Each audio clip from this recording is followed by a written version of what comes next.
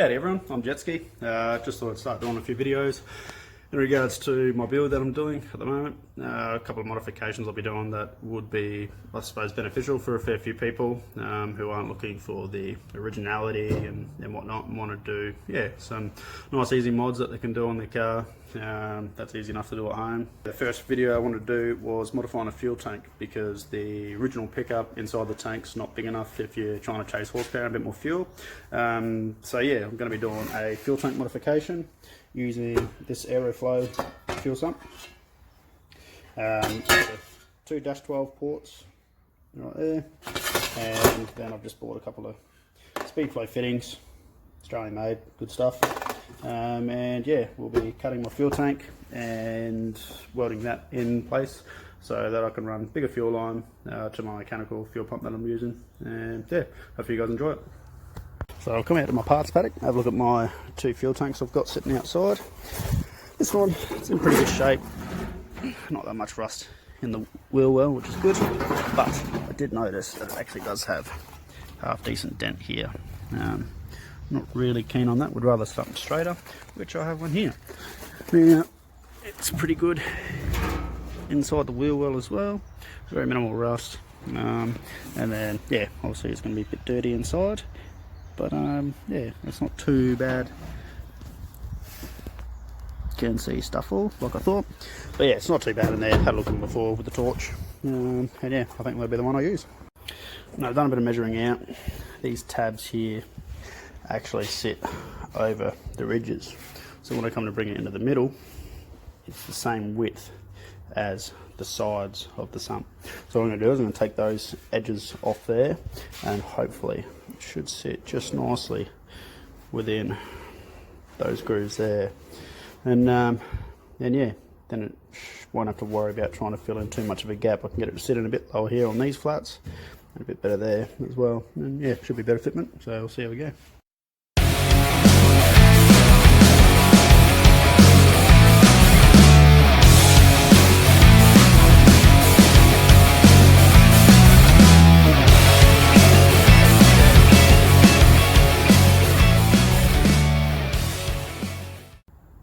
Yep, here we have the tank inside.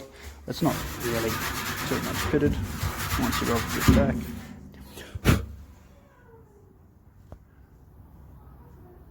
It's not too bad. Did have a bit of a boo-boo where I cut through, so people who are thinking of doing it, it's actually very close to the wheel well side of the tank. So yeah, I'll just weld that up, that'll be fine, there'll be no dramas there. So what I'm looking at doing is going to have that flush there, and I'll mark and cut that, and then I'll step down there.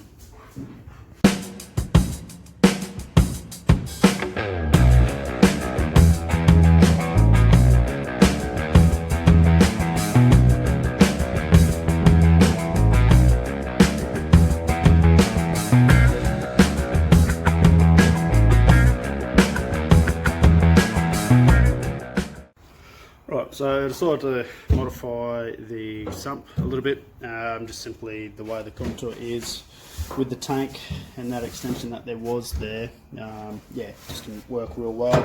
I have done my own one before, where I ended up doing the same thing, was boxing the back section there. What the overflow setup was, yeah, most of it's already there. They only cost about 130 bucks or 120, something like that. But yeah, bungs are already in there. The rest of it's sort of welded, so I've just got the basic shape. So yeah, I'll just shape the back, let it sit in there properly. But I'm pretty happy with that at the moment. I reckon once I go weld it in, I'll fix up the front section here a bit. It's got a bit more of a contour that needs to follow at the front here. So I'll weld it along there, do a couple of cuts, and then yeah, then sort of shape it back down and weld it up, and then do the pressure test. But yeah, now's the shit part and clean the tank out.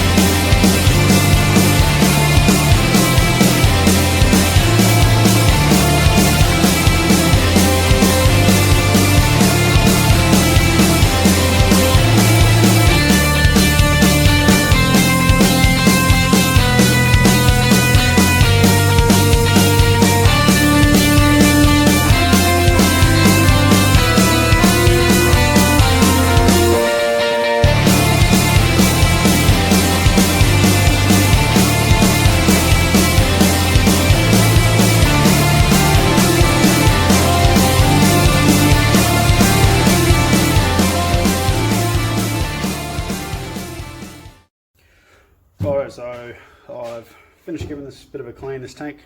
Yeah, time to start doing a bit of repairs, like where I stuffed up in here, that one there. So I'll give that a bit of a weld, clean it up first, get rid of the galv, and then I'll start welding on the sump on the other side.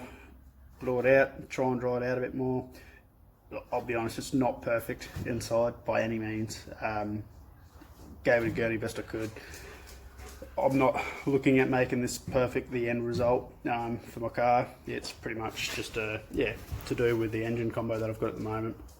Down the track I will be going EFI and E85, so I'll do a different setup for the tank at the time, but I suppose that's what they got filters for. So yeah, I'll just run a couple of filters, check it, clean it, do it again, and then make them do their job.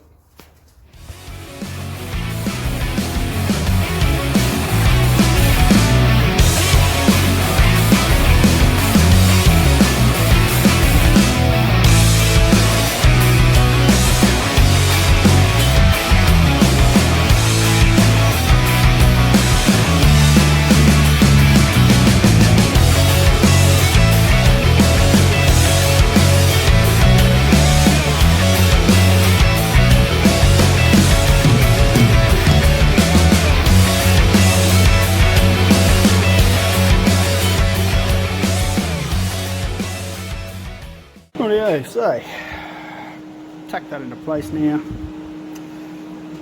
Not too bad, a bit bigger gap than what I would have liked, but that's the beauty of a welder. You can fill it up. Now, just gonna have to end up filling up in there a bit better.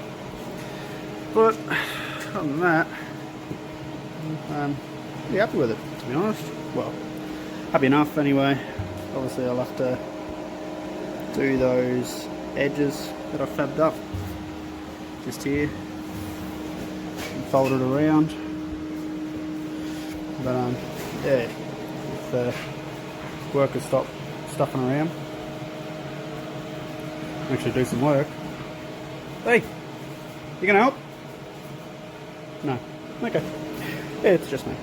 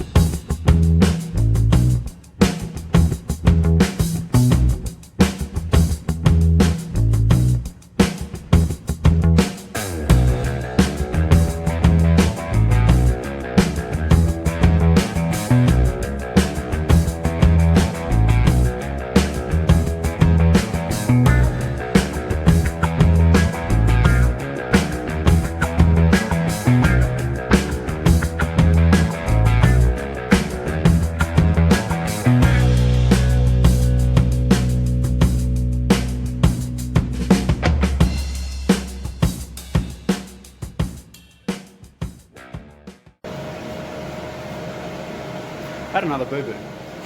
If you're going to tack weld something, tack weld it properly. Because I didn't, well, I tack welded it, but not strong enough. So basically, as I've welded it, done it on the back side. There. But what it's done is it's ripped the front tack weld off and actually left me with a bit more of a gap than what I really wanted. So I'm just going to have to fill it in a little bit more than what I wanted to, but yeah, at least I'm glad I left these tabs here because I want to make some incisions there and there to sort of fold them down to fill in this groove here, like I said earlier. So yeah, it's not the end of the world, but like I said, it's not ideal, not perfect to what I wanted it to be, so oh well, just make do with it.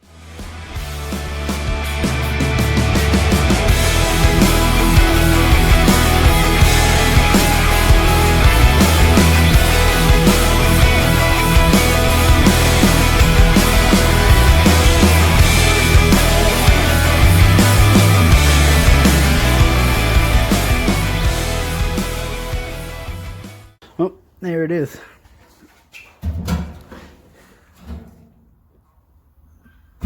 Pretty much mainly done.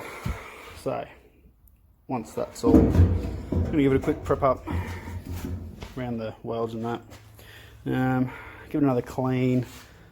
What I would like to do is throw some rocks in it, and yeah, I'm feeling a bit bad about a bit of the rust flakes and that in there, so I'll throw some rocks in there, give it a swish around. I'm going to need to give it a quick clean out anyway after all the welding and grinding and stuff like that. Yeah, I'll throw some rocks in it, swish around, give it another clean out, prep it, paint it, and yeah, see how it looks. Another little bit that I've done is had emission ports here, just to vent fumes back from the front, and yeah, this is a 1974, 74 car, so it doesn't run a carbon canister as such, just runs the emissions tubes back there. To be honest, don't know exactly where they go on the engine side. Don't really care, I'm only 30 years old, so not my days. Now, pressurising just to see if we've got any leaks there, leaks and more repair inside there. And obviously on the sump that I've done. So these caps here are actually pretty handy caps. They come as a kit, all different sizes, and they are tapered. Can't really tell on that one. We'll grab another one that looks a bit better tapered. So they're actually tapered, and yeah, all various sizes. And let me show you, double side, and you get them from Caterpillar. Have used them for quite a while, and yeah, they're absolutely fantastic of putting in holes and just storing parts and whatnot. Good small ones for brake lines, any other little ports and whatnot. So yeah, I'll run another one there. Good thing about this one is you slip over the top and could run the zip tie around it, stop that from popping off. I'm not putting big pressure into this tank to try and pressure test it, just enough just to see, maybe 10 psi, something like that. Basically that is probably the one that I'll struggle to be able to seal properly, so I'll put a rag there, air gun in there as well, and just pump it up. You can actually see the tank sort of breathe and expand as you're putting air up into it.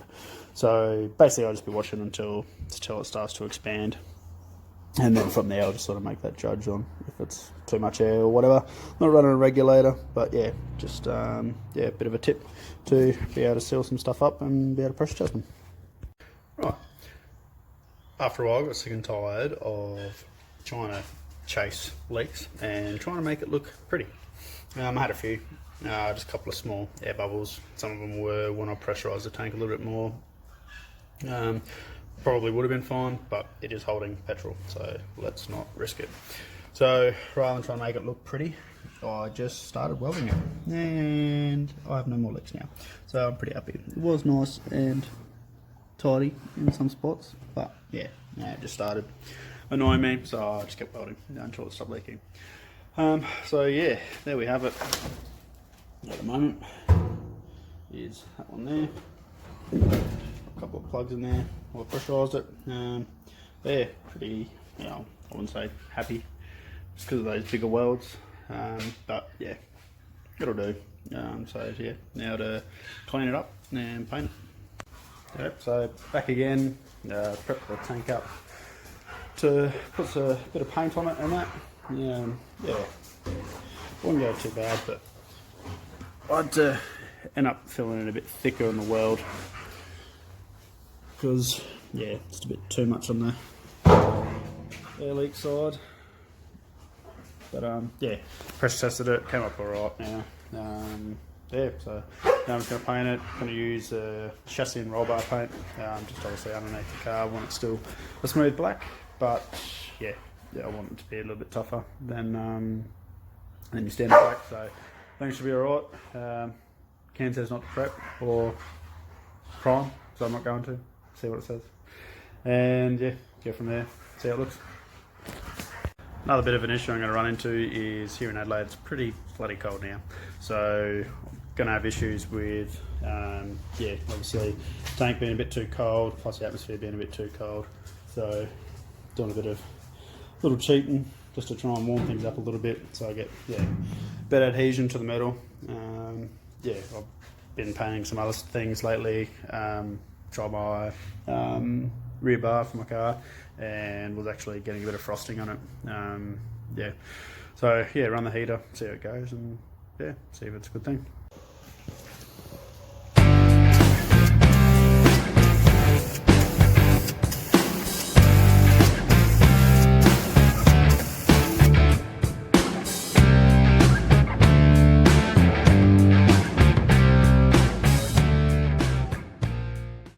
Fast forward some time now, given the tank a couple of layers.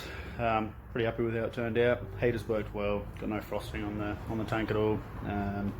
Yeah, had a little bit more welding to the sump box on the side where I was trying to chase those air leaks. Just looked shit.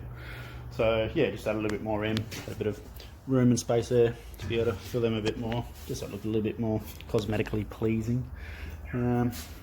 Going to put it in the car, not straight away, probably a little bit later. Going to do some back spraying in the boot area to tidy it up a little bit more. But then yeah, then I'll be mounting it in situ. Yeah, so not too bad of a job to do at home. Pretty easy, pretty basic. Just need a grinder, welder, paint pen. Yeah, hopefully that's helps you guys out a fair bit. Next video I'm going to do is to do with the Wheelwood Master Cylinder, adapting it into XA, There are some kits out there that you can buy or purchase.